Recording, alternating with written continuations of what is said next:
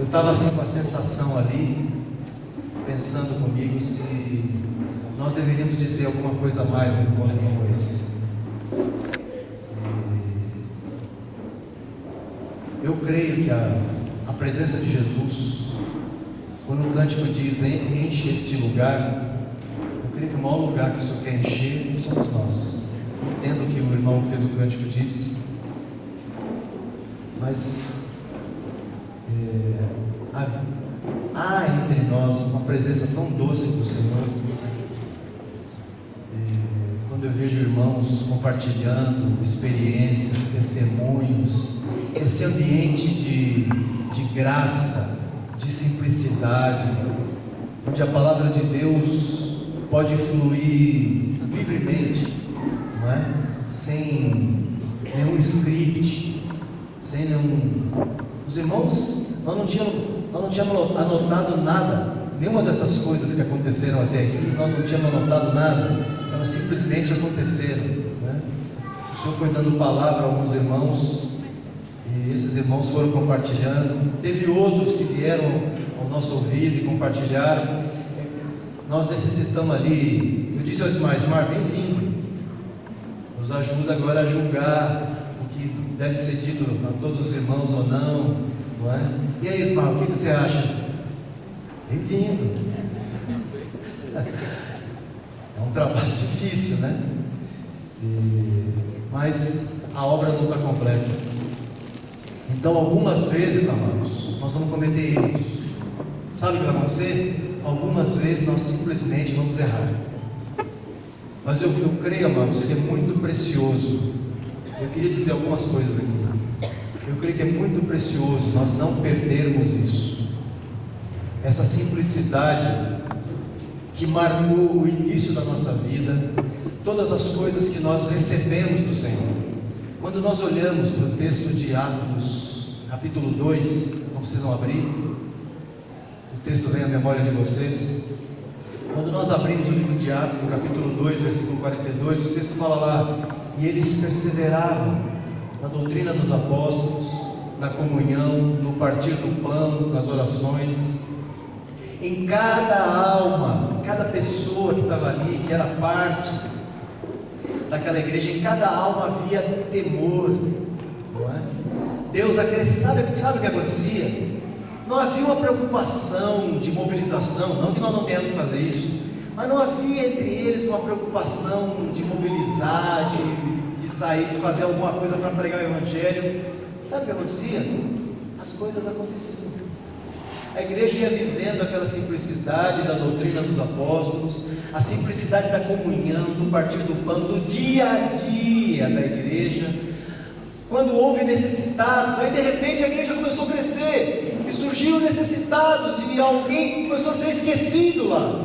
Os apóstolos pediram para que orientaram, para que se estabelecesse ali, se levantasse 7 homens que cuidassem dessa situação. E à medida que as coisas foram acontecendo, o Senhor foi dirigindo, foi orientando, e a palavra diz que à medida que eles caminhavam, o Senhor mesmo acrescentava dia após dia os que haviam de ser salvos. Amém? O Senhor vai fazendo essa obra entre nós. Eu penso, amados, que isso é uma coisa que nós não podemos perder: a simplicidade do Evangelho. E não se engane, não se iluda que pelo fato de ele ser simples, ele é xoxo, aguado, sem insosso. O Evangelho é o poder de Deus para a salvação de todo aquele que crê. Quando eu ouço um testemunho como esse que o Jean contou aqui, esses que eu contei de manhã, e outros que estão acontecendo entre vocês, não é? No meio de vocês, quando eu vejo isso, não é? Eu vejo esse poder de Deus, esse Evangelho que é o poder de Deus, convencendo pessoas, mudando vidas, transformando vidas. Amém? Amados, não percamos isso, a objetividade do Evangelho. Ele é o poder de Deus. Ao anunciarmos o Evangelho, em nada mudemos o seu conteúdo. O coração do homem tem que se render a Cristo. Só há uma maneira de eu e você sermos salvos: é nos rendermos completamente a Jesus. Nunca houve outra maneira e não há. A igreja, à medida que vai se encaminhando os fins dos tempos, nós vivemos tempos de apostasia, lamentavelmente. É desesperador ver a situação que a igreja está, é desesperador ver o evangelho que está sendo pregado, mas o evangelho se mantém inalterado. Ele é o mesmo evangelho. Há um outro evangelho sendo pregado, mas há um evangelho que é o poder de Deus. É esse evangelho que estabelece o reino de Deus sobre a vida de homens, sobre a vida de mulheres. Esses homens vêm, suas vidas são mudadas, são transformadas, não podem, não conseguem ser mais os mesmos. Esse irmão, esse rapaz que cirurgião, falou que assim que ele se batizou, saiu, pediu perdão à esposa, aos filhos, foi cheio do Espírito Santo. O evangelho, amados, é isso. O cara acabou de se converter. O que é que eu tenho que fazer? O que é que eu preciso arrumar na minha vida? Eu quero colocar em ordem. Amém? Agora, nós não estamos livres de problemas e dificuldades. Ao longo de nossa caminhada, e como foi também na vida dessa igreja primeira aqui, eles tiveram dificuldades, mas sabe como se nortearam? Se nortearam por esse evangelho. Toda vez que surgia um problema, toda situação que surgia no meio da igreja, ela era tratada à luz desse evangelho. Havia situações de pecado no meio da igreja, os irmãos eram corrigidos, havia orientação para isso. Ninguém ficava solto, ninguém fazia o que queria, a igreja não era uma bagunça, havia muita gente, e muita gente se convertendo, mas o evangelho continuava produzindo seus frutos, mesmo sobre a vida daqueles que já tinham se convertido. Havia situações de pecado, era chamado, era tratado, era corrigido, era disciplinado. Sim, meus irmãos, a disciplina faz parte da vida da igreja, a correção faz parte da vida da igreja, como faz parte da vida de qualquer família. Lembra quando eu e você, principalmente os mais velhos, e lamentavelmente principalmente os mais velhos, nós estávamos lembrando ontem com alguns mais velhos, né? E como nossos pais nos trataram, como nos corrigiram, como os pais corrigiam os filhos no passado. E hoje nós lembramos das lamparinas que nós tomamos do nosso pai, do chinelo, da cinta, do cabo de vassoura em alguns casos. E hoje nós contamos e nós rimos disso. E sabe por que nós rimos? Porque nós sabemos o efeito positivo que isso produziu em nossas vidas. Ainda que foi da pior maneira possível, ainda que não foi muitas vezes com aquele amor que deveria ter sido, não é? Aquele tapa na orelha que você tomou do teu pai, da tua mãe, aquele chinelo que voou, que parecia até que você não conseguia escapar dele. Você corria, o chinelo ia, parecia até que fazia curva, ela derrava uma, e você, não é? Esse é bumerangue, né? Impressionante a pontaria que o pai e a mãe tinham no passado, né? Isso produziu um efeito extraordinário na nossa vida, porque isso cooperou para eu e você sermos os homens e as mulheres que somos hoje. Lamentavelmente, e sabe por que isso? Porque isso era família. A família era assim, e no meio dos ingredientes da família tinha correção, e não deixava de ser família por causa disso. Continuava a família, continuava o pai e a mãe. E você não ficava com raiva do teu pai. Hoje você lembra e não há raiva, não há ódio, porque era a tua família.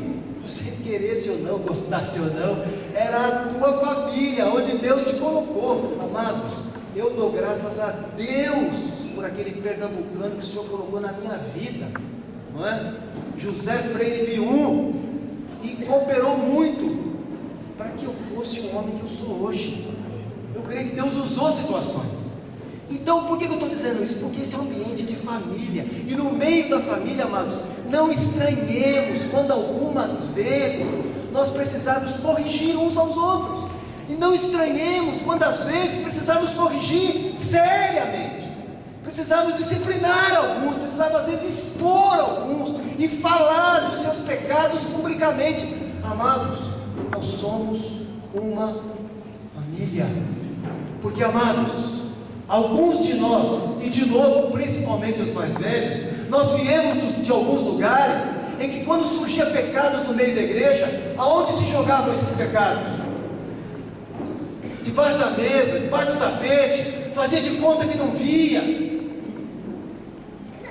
Nós não tínhamos coragem de falar, de olhar para o irmão, olhar nos olhos dele e falar de suas mazelas, falar daquilo que não estava parecido com Jesus. Nós simplesmente fazíamos de conta que não estava acontecendo nada e desconsiderávamos a palavra de Jesus. O Senhor nos deu uma graça com esse evangelho simples, com esse bendito evangelho do reino, que estabelece o governo de Cristo na vida de um homem, porque quando um homem desse se converte, e ele entende que é Jesus que manda, tu pode falar o que você quiser para ele, e ele vai dizer amém, muito obrigado, meu irmão. Quando antes ele diria assim, vai cuidar da sua vida, deixa que eu cuido da minha. Eu cheguei a ver isso no meio da igreja, da dita igreja do Senhor. Não percamos isso. Aliás, amados, eu queria dizer uma coisa a vocês. Você tem uma coisa ruim para dizer a meu respeito, e eu vou te dizer, não vai faltar oportunidade para mim dar motivo a você, de você falar de algo negativo, cara. Os que me conhecem mais de perto sabem disso, e eu sei o drama que esses homens vivem algumas vezes. O William, a Hélio, o Smart está recém chegando, não é? Quantas vezes eu dou trabalho dessa gente? Ô João, mas tem que só segue me amando, não é? Luiz hoje veio me lembrar, obrigado, viu, Luiz? Você me lembrar que o Senhor me ama, não é? Eu também dou trabalho para ele, não é? Dou trabalho para Eliseu, para Carlos, para cada um desses líderes da Zona Leste, não é? Daqueles que convivem mais perto de mim. Mas como esse cântico foi muito bem escolhido hoje, a Ele toda a glória, e eu creio que Ele não terminou essa obra ainda. Eu creio que a grande esperança desses irmãos é que eles sabem que a obra no João não terminou, assim como deles, né? É recíproca, porque a recíproca é verdadeira, né? Pois bem, se tem algo negativo para falar a meu respeito, olha na minha cara e diga, com todo o amor, por favor, né? Não poderia ser diferente, né? Porque lembra que Jesus fala, falando de simplicidade, Jesus fala assim, tudo aquilo que você quer que os homens façam a você, faça você a eles. Então, quando você precisar dizer algo, e não é fácil, eu diria para os irmãos que é mais difícil para quem tem algo ruim, negativo para falar a respeito do irmão, é mais difícil para esse. Não torne o trabalho dele ainda mais difícil. Ele vai suar, vai ter taquicardia, alguns vão passar muito mal. Não é? Outros não, mas alguns vão, não é? Não torne o trabalho mais difícil. Mas sabe o que você faz? Você que tem algo negativo para falar a respeito do teu irmão cometeu qualquer coisa, um erro, alguma coisa, alguma impressão sua, não importa. Você tem algo negativo, de mal para falar para ele. Vá até ele, olhe para ele e diga a ele, em nome de Jesus. Amém? É assim que se faz na família. Amém? A família teve um problema, onde é que se resolve os problemas? Lá dentro. É ali dentro que resolve. Amados, nós somos uma família. Não percamos isso. Você tem algo ruim para falar? Fale com o teu irmão. Aquilo que você tem de ruim para falar daquele irmão, não fale para outro irmão, em hipótese nenhuma. Em nome de Jesus. Amados, vamos extirpar esse negócio do meio da igreja. Extirpar é arrancar, tirar. Vamos tirar isso do meio da igreja. Essa coisa de eu tenho um problema com Eliseu, eu falo com o William, e ainda dou tom de espiritualidade, sabe, William? Eu amo o Eliseu, eu amo muito Eliseu, e sabe, eu queria até que nós orássemos sobre isso. Eu queria te dizer, pô, o Eliseu fez isso, e só miséria. E ainda vem com essa conversa de orar. Para com isso. Isso não é espiritual, isso é carne. Em nome de Jesus, vamos pôr esse negócio fora. Amém? Eu tenho algo ruim para falar com Eliseu, não importa. Eliseu, vem cá. E nós vamos ter que resolver aqui, em nome de Jesus. E sabe uma coisa? Vai ter uma cruz para ele e outra para mim. E nós vamos ajoelhar ali, nós vamos resolver aquele negócio ali. E se nós dois não dermos conta de resolver, Jesus disse: chama outro para ajudar, mas fala com ele. Amém? Amém.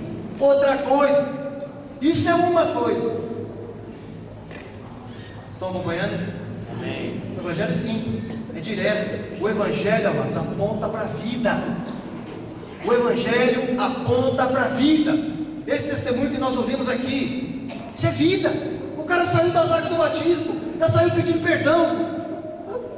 Um homem que alguns meses atrás não tinha nada de Deus, estava nas trevas, perdido, violento. O que faz de um homem desse? O que foi que aconteceu na vida dessa criatura? Que ele sai das águas e quer pedir perdão a todo mundo, quer resolver sua vida, está manso. Um homem que era bravo, está manso. O que foi isso? Quem domesticou essa criatura? Sabe quem foi? Uma pessoa chamada Espírito Santo. Quando ele entra na vida de alguém, é essa obra que ele faz. E você olha e fala: não é à toa que quando viram Pedro pregando, disseram: é ele? Não, é ele. Mas ele não sabe falar, ele é letrado, douto, não é analfabeto, não conhece nada. Ele andou com Jesus. Reconheceram que ele tinha estado com Jesus. Eu não sou contra as camisetas não, por favor, até compre. Eu até comprei hoje de manhã, viu? Não estou ganhando nada, não tenho comissão nenhuma para fazer a divulgação, viu? Eu até comprei duas aí para mim. Não tenho nada contra as mensagens da camiseta, mas nossa vida é mais que isso. Tem que ser mais que isso. Mais que um slogan. Cristo tem que ser visto em mim e em você. Amém? Amém. Alguém chegou para você com essa conversa de vamos orar pelo irmão fulano de tal e larga todas as misérias do irmão no seu colo. Do irmão ou da irmã? Em nome de Jesus. Quando o irmão começar a falar assim: espera aí. Uma perguntinha. Isso que você vai me falar, você já falou com o irmão? Não, isso aqui é oportunidade. É o seguinte, então quando surgir a oportunidade, você fala com ele. Não fale comigo, por favor. E se ainda assim o cara falar e você ouvir, diga para ele assim: ó, você tem até tal dia para falar com aquela pessoa. Vá procurar esse irmão. E se você não fizer, eu vou fazer. Sabe o que é isso? Isso se chama sã doutrina. Essa é a palavra de Jesus. Foi isso que os irmãos no princípio viveram. E evitaram muitas confusões no meio da igreja. Amados, se nós praticarmos isso, nós vamos evitar um caminhão de problema entre nós. Amém? Vamos fazer assim? O que eu tenho de ruim para falar, vou falar com quem? Com quem precisa ouvir. É fácil? Não, muito difícil. Mas quem mandou fazer isso? Jesus mandou fazer isso. Os pastores mandaram? Os pastores estão lembrando o que Jesus falou. E por quê? Porque ainda há isso no meio da igreja. E depois, meu irmão, dá um trabalho para resolver isso. Porque aí você tem que marcar um encontro para sentar com esses dois irmãos, para esses dois irmãos fazerem o que deviam ter feito lá atrás. E aí, às vezes a conversa não se resolve naquele dia, tem que marcar outra conversa, porque às vezes o irmão faltou, não pôde. Amados, eu queria dizer com todo respeito ao trabalho que nós temos como pastores, mas eu queria dizer uma coisa a vocês: nós temos coisas bem mais importantes para fazer do que ter que consertar situações assim. Ainda que eu entenda que lamentavelmente isso acaba fazendo parte da nossa rotina de trabalho, mas vamos começar a dar outro tipo de trabalho, arrumar outro tipo de trabalho, quem sabe sentar com os irmãos para edificarem, para trazer uma orientação. Amém? Para ouvirmos testemunhos como esse que ouvimos. Amém? Ajudarmos outros irmãos a andarem nessas mesmas verdades. Pregar o Evangelho. Pregar o Evangelho. Amém? Aleluia. Não percamos isso, irmãos. Guardemos a simplicidade do Evangelho. Amados, outra coisa. Alguns anos atrás, nós recebemos o entendimento de que a edificação da igreja se dava através das juntas e ligamentos. Nada mudou, viu? Continua assim. Efésios 4, de 11 a 16, está na Escritura, e continua a edificação da igreja se dando através das juntas e ligamentos. Mas uma pergunta, Marcos: como está essas juntas e ligamentos hoje? Como vai o funcionamento dessas juntas? Esses irmãos, vocês estão de fato se encontrando e se edificando mutuamente, perseverando nas verdades simples do Evangelho, caminhando nessas coisas? Ou a coisa está mais nominal? Recém nós fizemos um ajuste entre nós, entre os líderes, e nós mexemos nos nossos vínculos, porque eu lembro há alguns anos, amados, e isso foi um erro que nós vínhamos cometendo, sem nos darmos conta disso, porque eu me lembro de anos atrás, quando a congregação eram poucos irmãos, que a gente passava o dia no sítio e conseguíamos ver todos os irmãos e conversar com todos num dia só, e resolver tudo que tinha num dia só, porque víamos todos, que eram poucos, mas a igreja veio crescendo, e nós acabamos achando que ainda assim nós conseguimos cuidar de todos, e amados, isso começa a comprometer o funcionamento das juntas.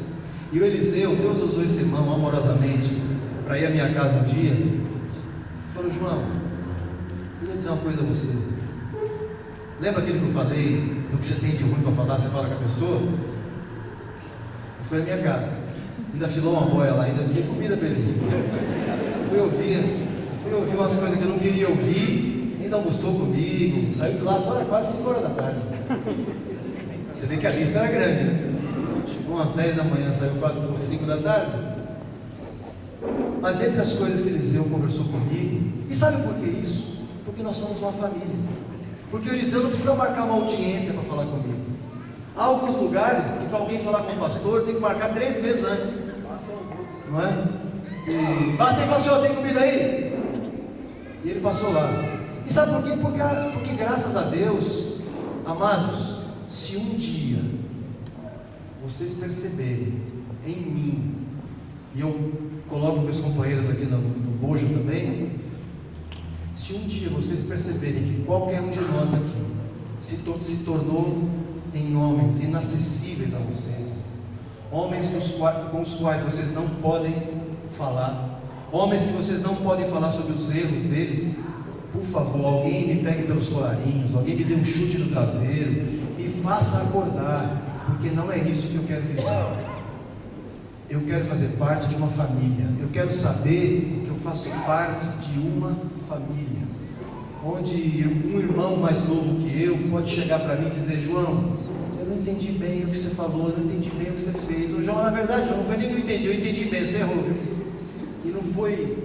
Agora é claro, te peço a chance de me explicar. E se eu não conseguir, dá um puxão, vou pedir perdão, pronto.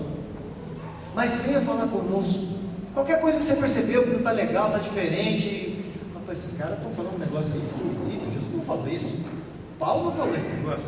Onde esses caras tiraram isso? Ficaram doidos? Não é? Venha falar conosco. Amém? Não fica assim, não. Rapaz, o que aconteceu com os pastores? Vocês me ensinam que não sai domingo? Não tem tiro aquilo. Fale conosco. Liga. Não precisa marcar audiência. Eu quero te dar, nós vamos te dar um tempo. Vamos sentar com você, vamos conversar com você. Amém? Por quê? Porque nós somos uma família. E por que nós somos uma família? O Eliseu disse assim: João, você já reparou, cara, que nós temos um encontro com os líderes a cada 15 dias? Você já reparou que já tem um tempo, cara, que nós temos tido esses encontros, há direção, vocês compartilham conosco a palavra, nos dão direção do que fazer, nos ajudam a resolver situações que surgem na casa. Mas João, eu tenho um filho, Adolescente. Eu tenho uma filha adolescente. Quem está me ajudando a discipular meu filho? João, eu sou homem, eu tenho um caráter. Quem está me acompanhando para saber como é que eu estou? Como é que eu estou com a minha mulher? A Kátia gostou dessa conversa, né?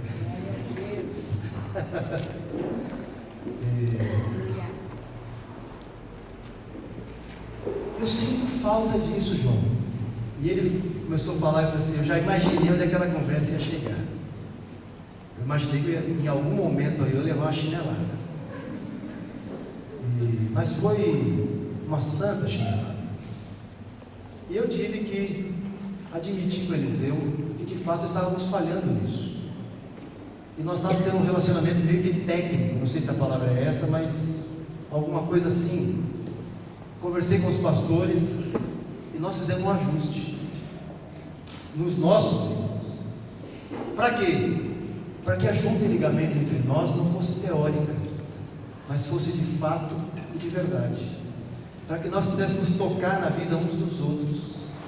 E para que o volume de trabalho que nós temos para fazer na obra de Deus não nos roubasse a simplicidade do relacionamento, de olharmos olho no olho, de orarmos um pelo outro, dele ir à minha casa, de eu ir à casa dele, de eu ajudá-lo na criação dos filhos, dele acompanhar e ver como eu me relaciono com minha esposa, dele conhecer o ambiente da minha casa, não perdermos isso que tínhamos no passado. E graças a Deus, obrigado. Graças a Deus. E nós precisamos de quando, não é uma coisa que está assim, tomamos uma vacina e está resolvido. Não, de quando em quando nós temos que parar e perguntar assim: nós cremos em juntas e ligamentos? Glória a Deus. E agora, nós estamos praticando isso? Nós estamos fazendo exatamente assim como é, como deve ser? Eu me pergunto, amados, lembra daquelas cartas que o Senhor escreve aquelas 7 igrejas do Apocalipse? Esses dias ouvindo o Marcos, uma ministração, ele falando à igreja em Salvador, o Marcos fez menção desse texto. E eu ouvindo o Marcos falar, e o Marcos fez uma pergunta para os irmãos ali em Salvador.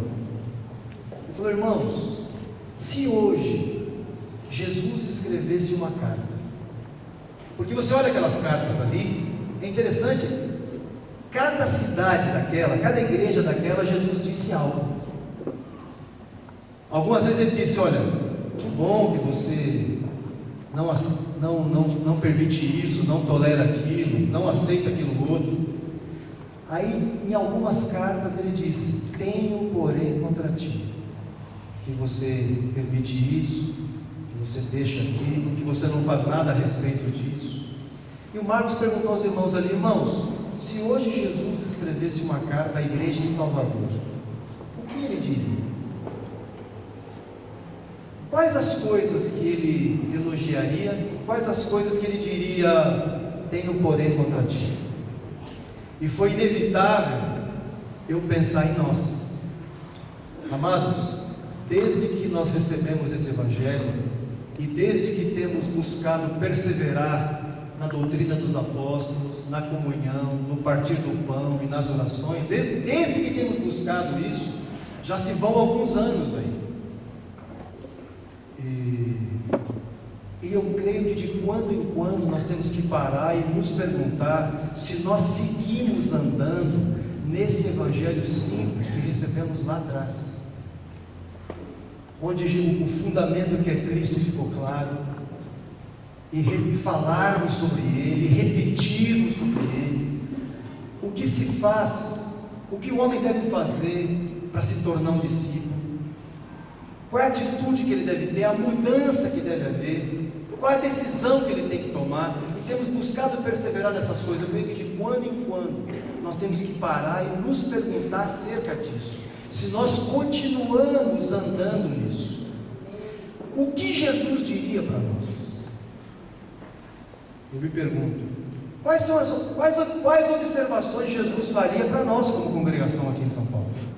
O que ele elogiaria?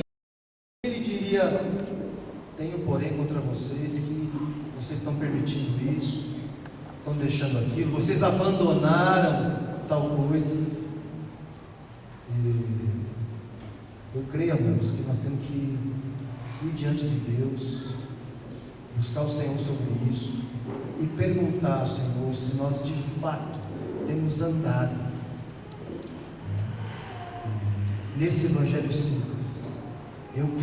Quando eu falei para os irmãos aqui sobre nós, sobre família, sobre isso que Eliseu, sobre o que o Eliseu falou a mim, sabe por quê? Porque eu creio que nós não podemos, por mais que nós cresçamos, amados, ainda que seja difícil a questão das reuniões, toda essa mobilização, ainda que a gente não consiga mais ter aquele tempo, passarmos um dia no sítio, vemos todos os irmãos, ainda que temos que fazer retiros para ter um pouco mais de contato com os irmãos, ter comunhão no retiro de casais, retiro de solteiros, e usar esses encontros para isso, com todo esse crescimento, mas não perdermos a simplicidade de aplicarmos essa palavra que recebemos lá atrás, continuar aplicando na nossa vida, perseverando nela, amém? Como eu disse, essa situações às vezes que surgem entre nós, fala com o teu irmão. Você tem um ajuste de ligamento com alguém, ajusta isso, corrige isso, busque consertar e viver de fato isso, amém? Não fique solto. Se você acha que depois, eu estou solto, procura teu líder, leva esse problema para esses caras, dá trabalho para eles, ajuda eles, busque eles para que eles te ajudem a resolver isso. Nos procurem, mas resolvam essas questões, amém? Vamos viver de fato o que a palavra do Senhor disse. Lembra do texto quando Paulo, estou terminando por aqui, o texto que Paulo escreve, a segunda carta de Paulo aos Coríntios, no capítulo 11, ele diz, no versículo 13, ele fala: mas eu receio que assim como a serpente enganou a Eva com a sua astúcia, assim também seja corrompida a vossa mente e vocês se apartem da simplicidade e da pureza devidas a Cristo. Amados, que nós caminhemos com Jesus, sigamos caminhando com Jesus. Lembra que Jesus falou assim: aquele que lança a mão no arado e olha para trás não é apto. Amados, à medida que nós estamos com esse arado na mão, tomemos muito cuidado para não olhar para trás, não olhemos para trás, e de quando em quando nos perguntemos: nós estamos nos mantendo na simplicidade devida a Cristo?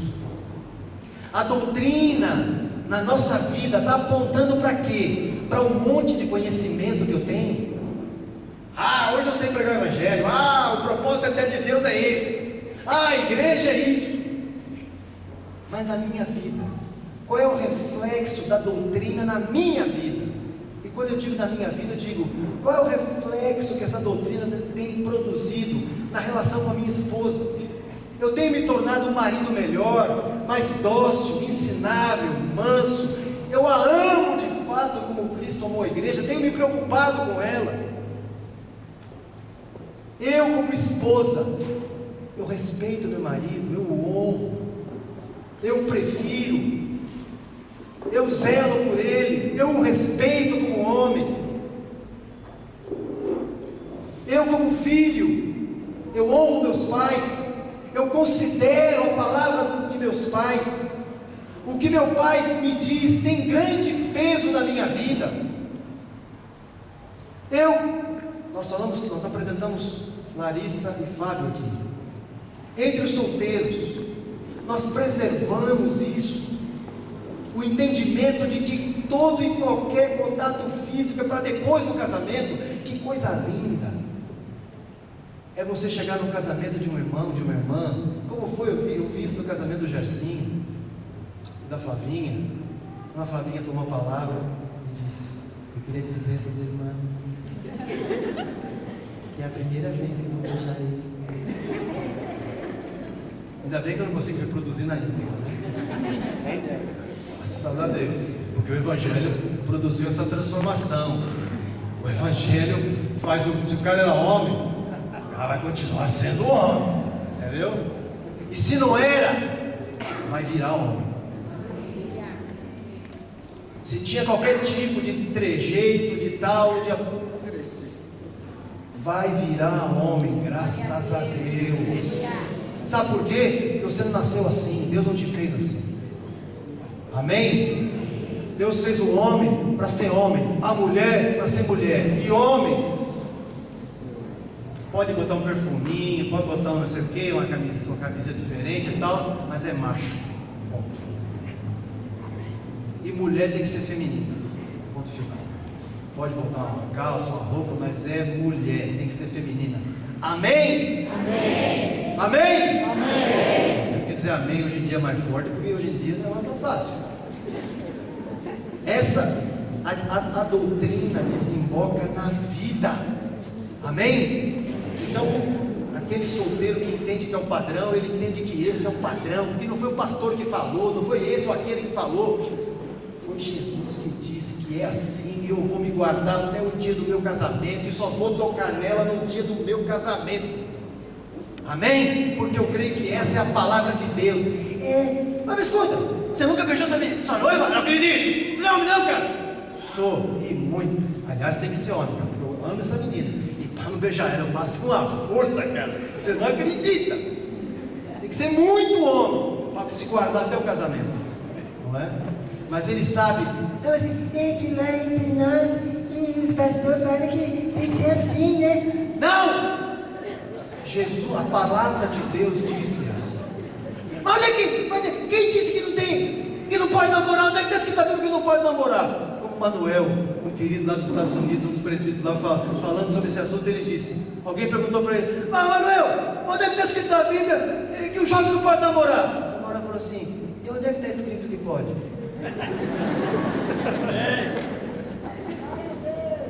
E nós entendemos que o sujeito se compromete no casamento para namorar depois vai ter muito tempo para namorar, e namorar é bom demais, hein?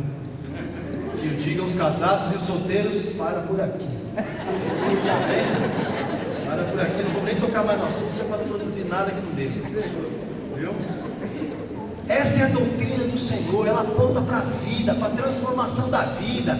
E essa pessoa tem convicção disso, não é porque pastor A, B ou C falou, é porque ele viu na palavra, ele entendeu que é a palavra de Jesus, e é assim que ele vai fazer, porque ele entendeu que ele deu a vida dele a Jesus, e é Jesus que manda, e é Jesus que transforma, é Jesus que direciona, e assim vai ser até o fim dela.